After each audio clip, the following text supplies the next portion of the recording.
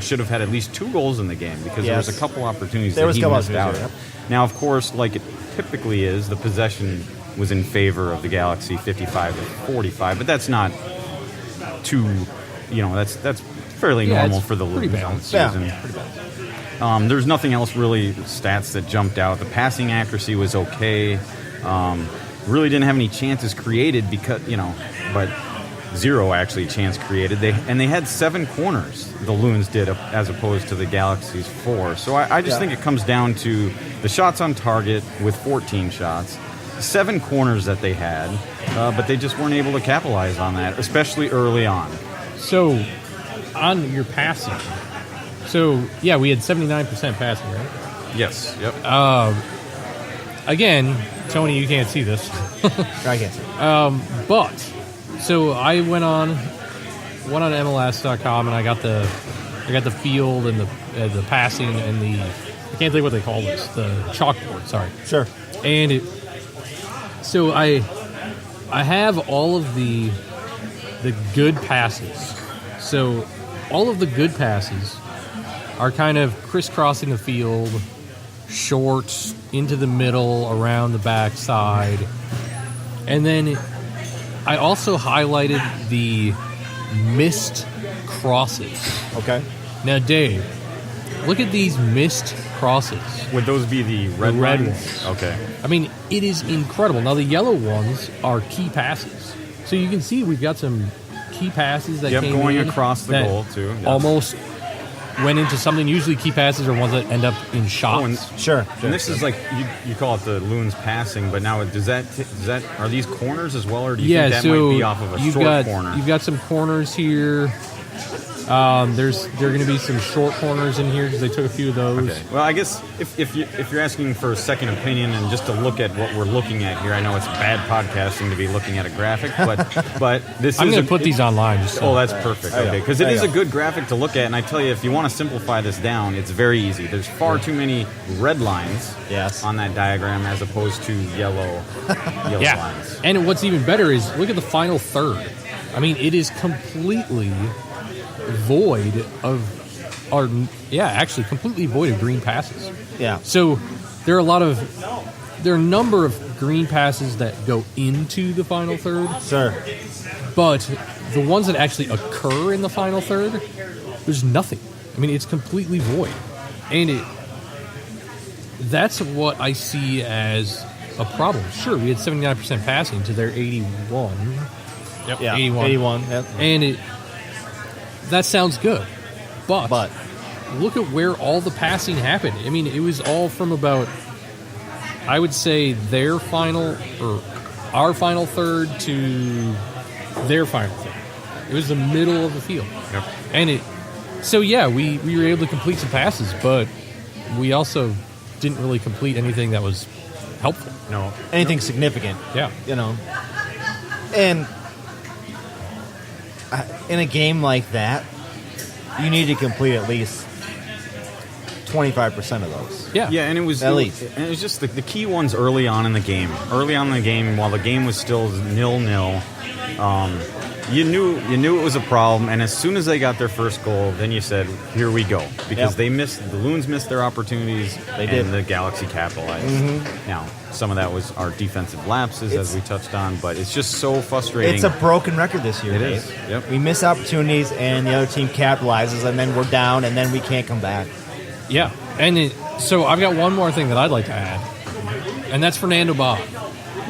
So we talked about this last podcast. I pulled up some graphics on past games and how Fernando Bob's presence in the midfield potentially impacted teams. So I pulled up these graphics of LA Galaxy's good passes and their negative passes. Their negative passes, it's incredible. Everything down the center of the pitch they're all just red. Negatives, yeah. And if you turn to the positives, all the positive passes are heavily to the left side, but then also to the right side, and you can see it thins out dramatically along the center of the field. Mm-hmm. Yeah. And so if you go up to Fernando Bob's defensive activity, almost all of his activity is right down the center of the pitch. Yep. Which means, good God, what does a number 6 do? Maybe he might actually, maybe having a number 6 in the middle of the field is a good thing. Does something. Yeah. Shocker. Maybe. You know? Fantastic. And there was a point that I had in my notes about the first shot on goal for us in the first minute. It was created by Colin Warner being able to be freed up and do his box-to-box midfielder role. Yeah. He ran forward, drew some defenders, and passed it to Quintero, who did a nice little stepping in the box and had a shot on goal.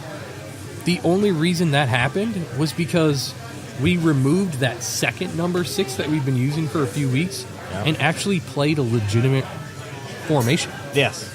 So we actually had our legit number 6 with a box-to-box next to him, and it opened up an opportunity. Now, Warner sucked the rest of the game, but it was still an example of how when you actually play a formation with players that maybe will work out, because I think Fernando Bob, he's a little old. Maybe we're going to get another year out of him, maybe two. But when you have players that are potentially what you're looking for, and you play them the right way, you can see how it works. And the goal is, if you're shutting off the middle of the field, you're shutting off 33% of the field, okay? Yeah. What you really want to do is you want to cut off 66% of the field. Right. So you want to have a center and a right or a left, cutting that off so we only have one way to go. Exactly. And then you've totally eliminated 75% of their formations or their plays they can make. Exactly. So having that 33% is fantastic. Now they got to find the other side. And one of the other sides is not Gomez. No. By the way. Which we probably will never see him again, right? Because he didn't play tonight. He didn't play tonight. Oh, yeah, was he suspended? Was it 3 games or 4 games? 4 games. 4 games. So he still has 3 left, but I'm fairly certain he's not going to get to play those. No, he's done. 3 games. If he was on loan, he's gone. It's very. He gone. So that's a fun thing. Yeah, that's no more nice. Alexi Gomez. Nice. That's a good thing from today. I didn't miss him today. I don't know about you guys, but I don't miss him either. I kind of forgot he was suspended, actually. All right, it's time for everybody's favorite moment of this podcast. I'm sure we're going to play the Audi Index game, where you guys get to guess. Okay. And we're going to start with the Loons. Okay, I can't because I've looked at these. Oh, you did? Okay, well, let's have Tony guess. I'll guess. I think it should be a slam dunk if you think about a couple things that happened during the game. But so for the Loons, who do you think is the highest scoring Audi Index? Well, it's either got to be Darwin or Angelo, one of the two. Okay, you're I'll right. 50-50. You're right. I'll It's pick one of those two. I'll pick Darwin. No, it wasn't. It was Angelo Rodriguez. He scored the goal. A goal goes a long Well, way. I thought that maybe with Darwin, the passing and the other things, Then we'll just make this quick, and then why don't we do United and the Galaxy? Who do you think had the highest scoring Audi Index? Well, it's got to be from somebody from the Galaxy. I think you're on the right track. It's not going to be Zoltan. It is. It is Zoltan? Zaitlin Ibrahimovic with 755. Sorry, I did not. Zoltan. Yep, he ended up with the highest score of the game, 755. Yeah, it's amazing to me. But that's amazing to me because the first, like we talked about, the first 30 minutes, he did jack shit. Yeah. I mean, he did nothing. But, and that's the problem I have with the Audi Index. Yeah. Is because they give you heavy points for assists and goals. Yeah, he got 207 points for the assist and 300 and change for the goal. So you take those things out, and he was what? I mean, he would have been 200, mid 200s. Yeah. Without I think he also gets extra points for having great abs. I'm not sure if that's and then total. as far you made up maybe. some good points about Fernando Bob and how he was effective in his role, but his Audi Index was 77. Yeah, and see, that's why I don't like the Audi Index. Yeah. Well, you're not seeing the. You're not seeing everything. It's the defensive biased portion of it. Exactly. Yeah. It's and that does come into account, Biased but it's offense. heavily biased on the offense. Exactly There's no right. doubt about Exactly that. right. So yeah, and before we stop talking about this game, there's just real quickly, I do want to mention that it was, as far as losses go, other than the fact that it was the last game at TCF and they had the 50,000 people there, that was fun to see. I thought just the whole atmosphere at the end of the game was nice. I feel like people kind of maybe forgot about the loss, and then the people that stuck around were treated to a concert by Harmar, somebody who I did not know before this game. But he did a concert, and then after he was finished, they had fireworks. Yeah, Harmar is a local guy. Yeah, and I didn't realize I'm a big Starsky and Hutch movie fan. Yeah. And I didn't realize he was in that. Yes, he was. He was the weird dude that did the dance off with Ben Stiller. Harmar superstar. Yeah. He's an older gentleman. Yeah, He's been around for a long overweight. time. I believe I referred to him during the concert as an overweight, older Justin Timberlake. Yeah, he could dance. I'll give him that. Well, yeah, he can dance. Yeah, he was an entertainer. And I don't mean that as an insult, because I the music that I've heard of his, I like. I mean, he seems like a funny guy. He's a good singer. The funny thing is, only people from the metro area would know why his name is Harmar Superstar. Well, and so we were having that discussion too. Yeah, because I think I asked you if it was maybe from that. Is it the Harmar shopping center? It is Harmar Mall. But he wasn't from there in that area, was he? He's from. I think he's from Roseville. I think. Marshall.